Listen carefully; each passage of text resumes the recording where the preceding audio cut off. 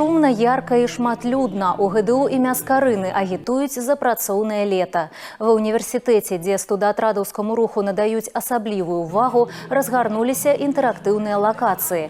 Гэта сапраўдны навігатар для тых, хто хоча правесці канікулы з карысцю, атрымаць першую зарплату і афіцыйны стаж.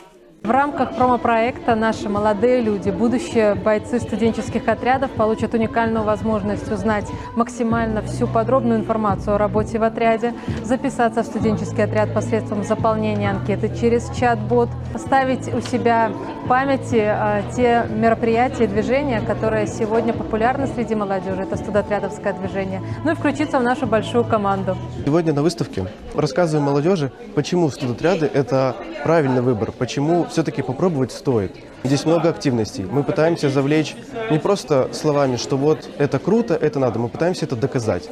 Мы пытаемся показать, насколько мы слаженные, насколько у нас приятная душевная атмосфера. Вот маленькая семья.